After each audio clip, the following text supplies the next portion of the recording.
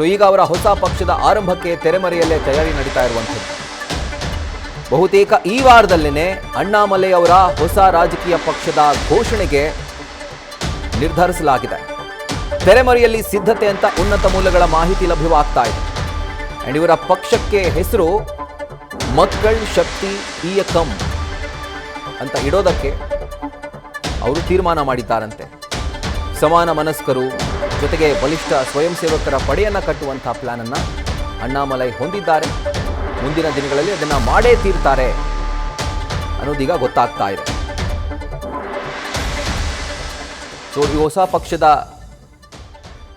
ಸಿದ್ಧತೆಗಳು ಅಂದರೆ ಪಕ್ಷ ಕಟ್ಟುವಂಥ ಕೆಲಸಗಳು ಎಲ್ಲವೂ ಕೂಡ ತೆರೆಮರೆಯಲ್ಲೇ ಇವ್ರು ನಡೆಸ್ತಾ ಇದ್ದಾರೆ ಅನ್ನೋದೀಗ ಗೊತ್ತಾಗ್ತಾ ಇದೆ.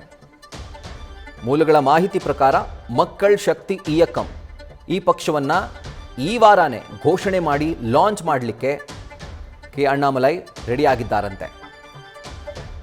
ಈಗಾಗಲೇ ಅವರು ದೆಹಲಿ ತಲುಪಿದ್ದಾರೆ. ದೆಹಲಿಯ ಕೇಂದ್ರ ಬಿಜೆಪಿ ನಾಯಕರೊಟ್ಟಿಗೆ ಮಾತುಕತೆಯನ್ನು ನಡೆಸ್ತಾರೆ. ಇನ್ನೊಂದು ಕಡೆ ಅಕಸ್ಮಾತ್ ಅಣ್ಣಾಮಲೈ ಬಿಜೆಪಿಯಿಂದ ಹೊರ ನಡೆದ್ರೆ ಆಗ ಬಿಜೆಪಿಗೆ ತಮಿಳುನಾಡಿನಲ್ಲಿ ದೊಡ್ಡ ಮರ್ಮಾಘಾತ. ಯಾಕಂದರೆ ಯಾವ ವ್ಯಕ್ತಿಯನ್ನು ನೋಡಿ ಈ ವ್ಯಕ್ತಿ ಬಿಜೆಪಿಯನ್ನು ಮುಂದೆ ಮುನ್ನಡೆಸ್ತಾರೆ ಅನ್ನುವಂಥ ಒಂದು ನಂಬಿಕೆ ಅಲ್ಲಿನ ಜನರಲ್ಲಿತ್ತೋ, ಬಿಜೆಪಿಯ ಕಾರ್ಯಕರ್ತರಲ್ಲಿತ್ತೋ, ಆ ಜಂಘಾಬಲಾನೇ ಕುಸಿದಂತೆ ಆಗ್ಬಿಡುತ್ತೆ ಅಣ್ಣಾಮಲೈ ಬಿಜೆಪಿಯಿಂದ ಹೊರ ನಡೆದ್ರೆ. ಸೊ ಹೀಗಾಗಿ ಶತಾಯಗತ ಇವ್ರನ್ನ ಬಿಜೆಪಿಯಲ್ಲಿ ಉಳಿಸ್ಕೊಳ್ಬೇಕು ಅಂತ ಕೇಂದ್ರ ಬಿಜೆಪಿ ನಾಯಕರು ಪ್ಲಾನ್ ಮಾಡ್ತಿದ್ದಾರೆ. ಸೊ ಇನ್ನು ಅಣ್ಣಾಮಲೈ ಇವರ ಒಂದು ಚಿಕ್ಕ ಹಿಸ್ಟ್ರಿಯನ್ನು ರಿವೈಂಡ್ ಮಾಡೋ ಹಾಗಿದ್ರೆ ಕರ್ನಾಟಕದಲ್ಲೇ ದಕ್ಷ ಪೊಲೀಸ್ ಅಧಿಕಾರಿಯಾಗಿ ತಮ್ಮ ದಕ್ಷತೆಯ ಕಾರ್ಯ ಹಾಗೂ ಸೇವೆಯಿಂದಾನೇ ಸಿಂಗಂ ಅಂತ ಖ್ಯಾತಿಯನ್ನು ಪಡೆದುಕೊಂಡಿದ್ರು. 2020ರಲ್ಲಿ ತಮ್ಮ ಹುದ್ದೆಗೆ ರಾಜೀನಾಮೆಯನ್ನು ಕೊಟ್ಟು ರಾಜಕೀಯ ರಂಗಕ್ಕೆ ಎಂಟ್ರಿಯನ್ನು ಕೊಡ್ತಾರೆ. ತಮಿಳುನಾಡಿನಲ್ಲಿ ಬಿಜೆಪಿ ಪಕ್ಷವನ್ನು ಸೇರಿ ತಮ್ಮ ರಾಜಕೀಯ ಜೀವನವನ್ನು ಆರಂಭ ಮಾಡ್ತಾರೆ. ಇನ್ನು 2021ರಿಂದ 25ರವರೆಗೂ ಕೂಡ ಕಿರಿಯ ಬಿಜೆಪಿ ರಾಜ್ಯಾಧ್ಯಕ್ಷರಾಗಿ ಅವರು ಸೇವೆ ಸಲ್ಲಿಸ್ತಾರೆ. 25ರಲ್ಲಿ ಯಾವಾಗ AIADMK ಒಟ್ಟಿಗೆ ಬಿಜೆಪಿಯ ಮೈತ್ರಿ ಆಗುತ್ತೋ ಆಗ ದಿಢೀರಂತ ಇವ್ರನ್ನ ಅಧ್ಯಕ್ಷ ಸ್ಥಾನದಿಂದ ಬಿಜೆಪಿ ಕೆಳಗಿಳಿಸುತ್ತೆ. ಸೊ ಆಗ ಇವರು ಸೈಡ್ ಲೈನ್ ಆಗ್ತಾ ಹೋಗ್ತಾರೆ.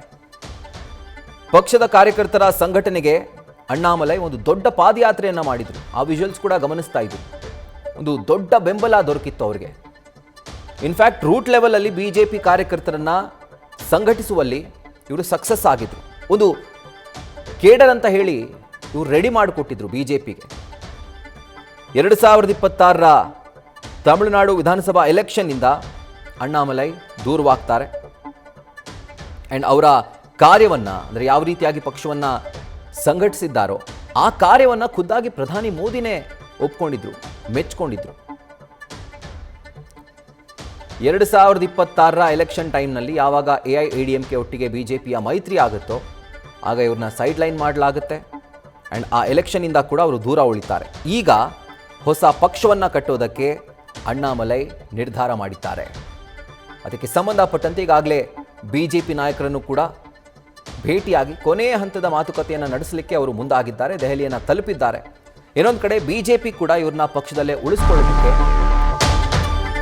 ಒಂದು ಸಕಲ ರೀತಿಯ ಪ್ರಯತ್ನಗಳನ್ನು ಮಾಡ್ತಿದ್ದಾರೆ. ನ್ಯೂಸ್ ಫಸ್ಟ್ ನಿರ್ಭೀತಿಯಿಂದ ನಿಮ್ಮ ಪರವಾಗಿ.